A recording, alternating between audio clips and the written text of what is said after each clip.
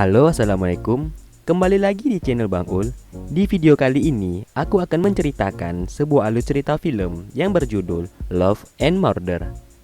Film ini menceritakan kisah seorang pemuda yang bernama Kurosu.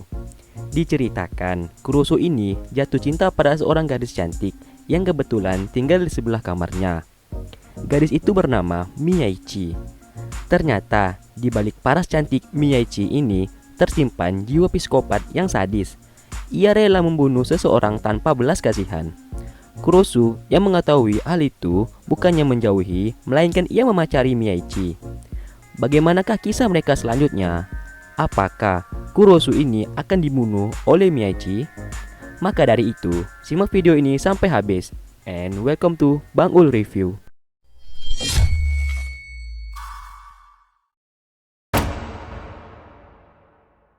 Adegan dibuka dengan memperlihatkan seorang pemuda yang bernama Kurosu.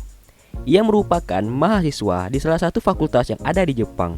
Kurosu gemar menyendiri dan tidak suka bersosialisasi dengan orang-orang di sekitarnya. Di saat itu, Kurosu sedang mendepresi karena terbebani oleh tugas-tugasnya sebagai seorang mahasiswa.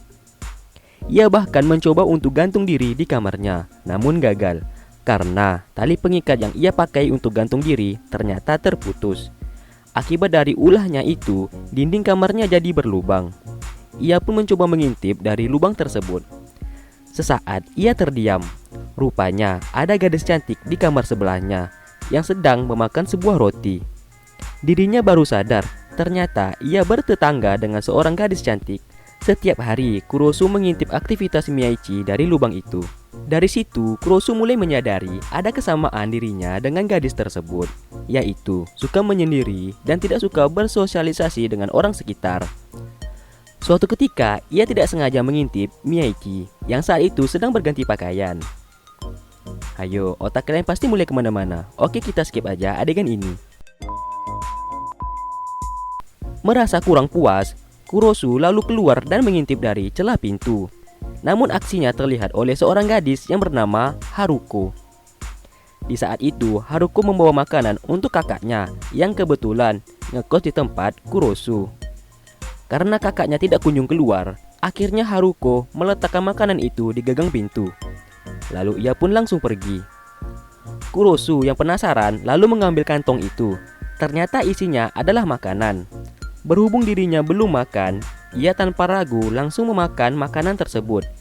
Di saat ia sedang lahap-lahapnya memakan makanan itu, tanpa sengaja Miyaichi sedang berdiri di depan pintu kamarnya sambil menatap ke arah Kurosu. Begitu menyadari kalau Miyaichi ini sedang melihatnya, dengan spontan ia langsung menyemburkan minuman yang sedang diminumnya. Dengan gerak-gerik maling yang tertangkap basah, dirinya beralasan kalau ia ingin mengacik makanan itu. Namun Miyaichi tidak peduli dengan perkataan Kurosu. Lalu Miyaichi bertanya, apakah kamu tinggal di kosan ini juga? Kurosu menjawab kalau dirinya tinggal tepat di sebelah kamar Miyaichi. Di sana mereka pun berkenalan dan Miyaichi mengajaknya masuk untuk makan bersama. Kurosu di sana sangat malu-malu. Terlebih lagi, Miyaichi yang selalu memasang wajah yang manis dan tersenyum di saat mereka sedang bertatapan. Di sana mereka pun makan bersama, sambil Miyaichi yang selalu tersenyum karena Kurosu makan dengan lahapnya. Akhirnya, Kurosu setiap hari melihat Miyaichi di balik lubang dindingnya dan menumpang makan di kamar Miyaichi. Di suatu hari, di saat makan, Kurosu mulai menyadari kalau dirinya tidak enak kalau harus numpang makan setiap hari, sedangkan dirinya tidak bekerja dan seorang mahasiswa yang putus kuliah. Miyaichi lalu tersenyum sambil mengatakan, kalau kita terhubung dengan indah, bukannya malah bagus. Kata-kata Miyaichi membuat Kurosu bingung. Singkat cerita, di suatu malam, Kurosu melihat Miyaichi yang sedang menggunakan jas hujan, dan di sana ada seorang lelaki. Kurosu pun terus mengintip. Tak lama kemudian, lelaki itu memeluk Miyaichi dari belakang. Kurosu mengira mereka akan melakukan adegan mantap-mantap. Ternyata dengan cepat Miyaichi menarik tangan lelaki itu dan menggorok lehernya dengan pisau karter. Setelah membunuh lelaki tadi, Miyaichi kelihatan gembira. Kurosu pun langsung kaget karena mengira Miyaichi adalah wanita yang baik-baik. Ternyata gadis itu merupakan psikopat pembunuh yang kejam. Kurosu pun kebingungan atas apa yang ia lihat tadi. Tak lama kemudian, ada yang menggedor pintu kamarnya. Pas dilihat, ternyata itu Miyaichi yang sedang membawa makanan. Kurosu yang ketakutan hanya bisa diam dan tidak berani bertanya apapun. Setelah itu, ia kembali mengintip kamar Miyaichi.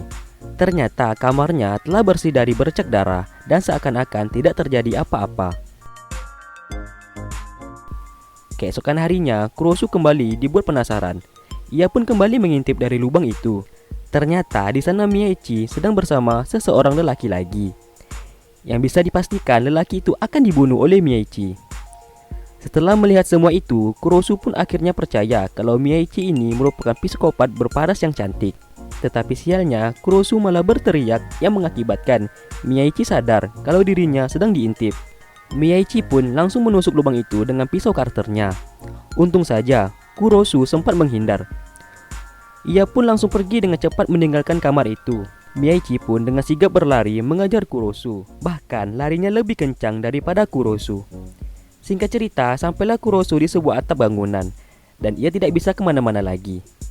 Miyaichi berjalan ke arah Kurosu sambil memegang pisaunya. Miyaichi pun lalu menginterogasi Kurosu tentang apa yang sudah dilihatnya tadi, sambil mengancungkan sebuah pisau ke hadapan Kurosu. Kurosu hanya bisa pasrah dan sambil berkata bahwa sejak awal dirinya memang ingin mati. Karena melihat Miyaichi dan jatuh cinta pada pandangan pertama, ia pun mengurungkan niatnya untuk mati. Ia pun lalu bertukuk lutut sambil memejamkan mata. Ia pasrah kalau dirinya dibunuh saat itu juga. Di saat itu juga Miyaichi langsung mendekati Kurosu dari belakang dan menempelkan sebuah pisau di lehernya. Lalu Miyaichi menanyakan perasaannya saat ini. Kurosu yang pasrah hanya bisa menjawab kalau dirinya hanya ingin berpacaran dengan Miyaichi. Kurosu yang mengira dirinya akan dibunuh, ternyata Miyaichi justru menerima cintanya tersebut dan melepaskannya. Singkat cerita, mereka pun berpacaran dan Kurosu di sini telah mendapatkan pekerjaan. Di tempat kerjanya, Kurosu bertemu kembali dengan Haruko. Terlihat di sini Haruko seperti menyukai Kurosu dengan berbahasa basi sambil membeli sebuah barang. Di saat itu, Kurosu pulang. Ia pun kembali mengintip dari lubang itu. Ia dikejutkan dengan seseorang lelaki yang terikat di kamar pacarnya tersebut. Ternyata lelaki itu adalah kakaknya Haruko. Ia pun berteriak untuk menghalangi tindakan Miyaichi. Tetapi Miyaichi menyuruh Kurosu untuk diam dan tidak berisik. Setelah itu, Miyaichi dengan santainya langsung membunuh kakak Haruko tersebut. Tak lama kemudian, datanglah segerombolan orang yang ternyata itu adalah partnernya Miyaichi. Di antara mereka ada seorang wanita yang bernama Reina. Kurosu pun langsung menghampiri mereka dan bertanya siapa mereka sebenarnya. Reina lalu menjelaskan kalau dirinya dan timnya bertugas untuk membersihkan bekas pembunuhan yang dilakukan oleh Miyaichi. Setelah itu, Kurosu pun kembali ke kamarnya. Ia membayangkan tindakan yang terus dilakukan oleh pacarnya tersebut. Ia tidak habis pikir kenapa Miyaichi suka membunuh seseorang tanpa rasa belas kasihan sedikit pun.